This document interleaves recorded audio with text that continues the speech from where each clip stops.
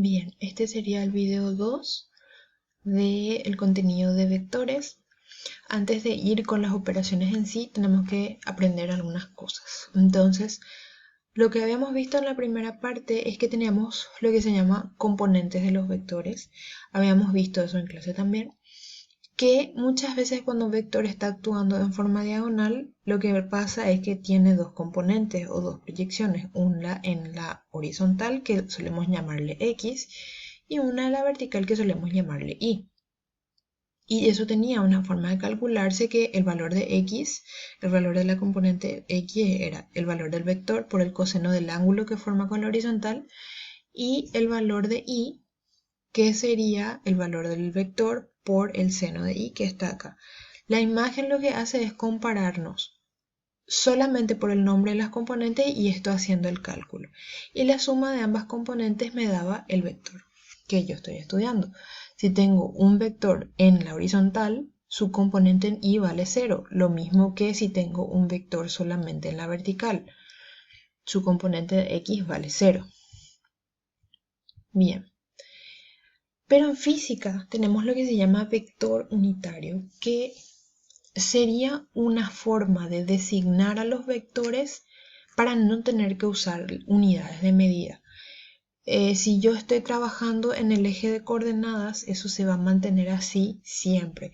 Y por ejemplo, luego paso al vector al sistema internacional y va a mantener esos valores. ¿Sí? Entonces, los vectores unitarios es un vector con magnitud 1 sin unidades.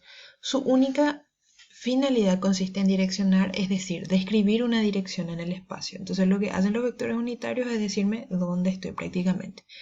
Los vectores unitarios se designan con estas pequeñas letras. Cuando estoy hablando de la componente X, al valor de la componente X le agrego esta Y con un símbolo arriba. Y cuando hablo de la componente Y, le agrego la letra J con un símbolo arriba. Es decir, que es una forma diferente de nombrar a las componentes. Entonces eso es lo que me muestra acá. AX sería el valor del vector en X, el valor de la componente X del vector, pero siempre con una Y al lado. Y la componente en Y sería el valor de la componente en Y, pero con una J al lado. Entonces es una forma diferente de escribir los valores de los vectores. Y eso también se puede escribir comparado con el valor del vector. Es decir, yo puedo decir que A es el valor de la componente en X y más el valor de la componente Y en J. Supongamos que yo tengo un vector A que va a tener unas componentes AX y AI. Vamos a decir, mi vector A va a valer 5 unidades y está dada por la componente AX que va a valer 4 y la componente AI que va a valer 5. Entonces, si yo quiero usar el sistema de vectores unitarios para nombrarle a A, lo que voy a hacer es A es igual. La componente X vale 4 y más la componente en Y vale 5 J. Entonces, esa sería la forma de designar como vectores unitarios al vector A. Vamos a usar otro ejemplo. Tengo un vector B que tiene como valor, qué sé yo, vamos a inventar números. Tengo un vector B que está compuesto por 10 unidades. Su componente en X vale 4 y no vamos a cambiar, vamos a ponerle 6. Y su componente en Y vale 3,5. Estoy inventando, no son datos muy exactos. Si voy a designar esto por el sistema de vectores unitarios, me quedaría que B es igual a 6 y 6 es la componente en X y 3,5J. Entonces esta sería la forma de designar a ambos vectores. Ahora, imagínense que yo quiero empezar a operar con estos vectores, con el vector A y con el vector B. Entonces, en vez de trabajar con lo que habíamos visto antes, nosotros podemos hacer un poco más sencillo, o sea, podemos hacer que las componentes trabajen juntas. Eso es lo que se viene luego. Bien, entonces lo que me muestra acá es que es esa forma de designar a los vectores. Y es prácticamente lo que yo hice acá. Entonces, este esquemita es cómo en realidad está compuesto el eje de coordenadas. Tenemos el eje X, el eje Y y hay un tercer eje que se llama el eje Z. A cada eje le corresponde una letra cuando yo estoy hablando de vectores. Habíamos visto que X tiene la letra Y, Y tiene la letra J y la componente Z, el eje Z, tiene la letra K. Entonces, en realidad, para que los vectores estén completos, tienen que tener componentes en X, en Y y en Z, o, nombrado de otra forma, Y, J y K. Estos símbolos no pueden faltar, se tienen que colocar para designar que estamos hablando de vectores. Bien. Entonces, lo que habíamos visto es que, por ejemplo, antes de pasar a producto de dos vectores, supongamos que yo quiero hacer la suma entre estos dos vectores, pero no tengo el valor, no sé cómo están graficados en el espacio, solamente tengo estos datos, que tengo la componente o los tengo designados como vectores unitarios. Si yo quiero hacer la suma de A más B, entonces lo que puedo hacer es ir sumando cada componente. ¿Qué significa eso? Que si voy a hacer la suma A más B, voy a sumar ambos componentes en X. Entonces, en este caso, la componente en X de A es 4, la componente en X de B es 6. La suma de ambos sería 10. Y como estoy hablando del eje X, le tengo que sumar, le tengo que poner la letra Y.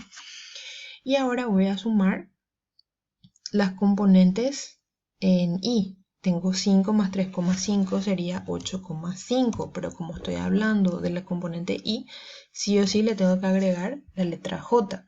Entonces, esa sería una forma de operar una suma de vectores. Una resta de vectores, obviamente, sería que todo aquello que, por ejemplo, si voy a hacer A menos B, todo lo que sea B va a tener que llevar signo negativo. Entonces, supongamos que yo quiero hacer nuevamente A menos B. Y va a ser 4 menos 6. Voy a tener menos 2i. Y tengo 5 menos 3,5 sería positivo 1,5j. Si no se entiende, me dejan en los comentarios, ¿sí? Entonces estas son dos opciones de operaciones. Como vemos, estamos trabajando solamente con las componentes.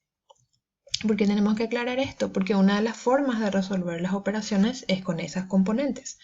Entonces, uno de los productos que vamos a ver es el producto escalar. El resultado del producto escalar siempre es un vector.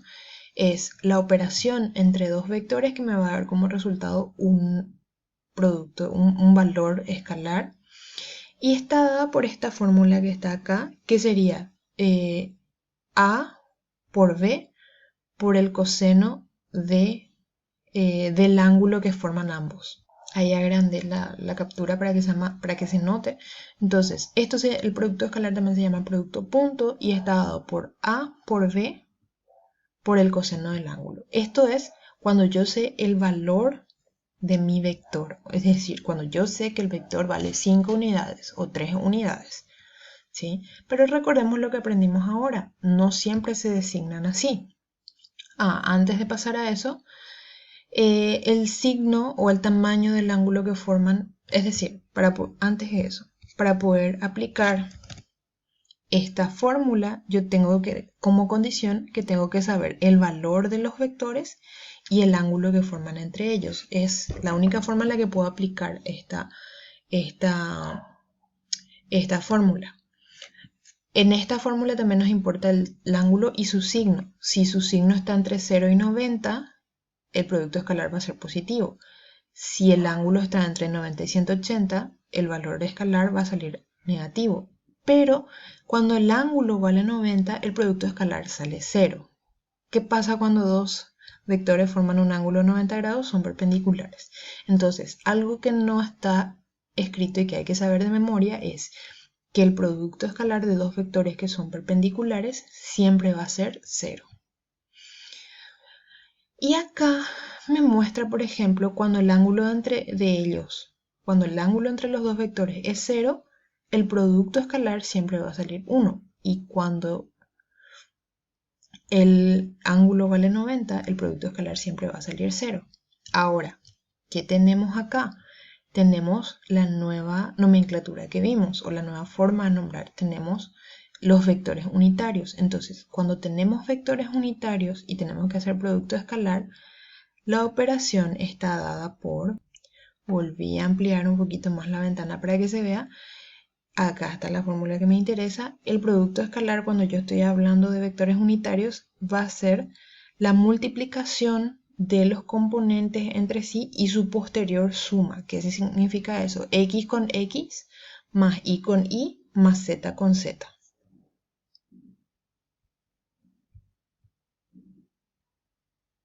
Bien, acá tenemos un ejercicio en el que me da directamente los valores y me muestra la figura, me muestra los ángulos que forma cada vector con la horizontal. De la diferencia entre ellos yo puedo sacar el ángulo que forman entre ellos y aplicar directamente la fórmula. Entonces, siempre depende de qué tipo de datos tengo para saber qué fórmula voy a aplicar. En este caso, por ejemplo, tengo solamente el valor de los vectores y de acá puedo sacar el ángulo, entonces directamente aplico la fórmula más sencilla. Cuando estoy hablando de componentes, que es esto, sí ya voy a utilizar la siguiente fórmula, la fórmula en la que habíamos hablado. Entonces, el problema me pide determinar el ángulo entre los dos vectores. Entonces, acá tenemos dos opciones, o mejor dicho, tenemos una incógnita que es el ángulo. Y tenemos las dos opciones de fórmula y las dos las vamos a utilizar para poder aplicarla. Entonces, yo sé que el producto escalar es la multiplicación del valor de los vectores entre sí.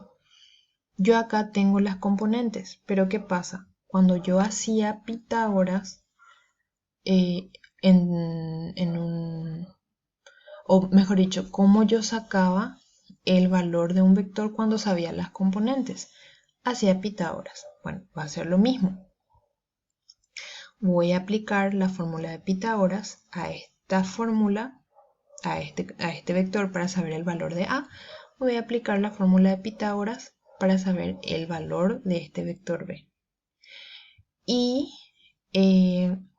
voy a utilizar las componentes entre sí.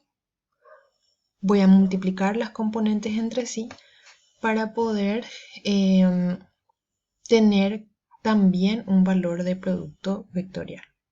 ¿Sí? Entonces, lo que nos muestra acá es el despeje de la fórmula. Utilizó ambas fórmulas. Utilizó A por B por coseno del ángulo y utilizó la multiplicación de las componentes de ambos vectores. Y de ahí lo que hace es despejar el coseno del ángulo. ¿Sí? Y de ahí obtiene el valor de coseno que es menos 0,175 y shift tangente de esto sería 100. Bien, el video quedó un poco largo la explicación de vectores, así que vamos a tener una última parte para la explicación de producto vectorial.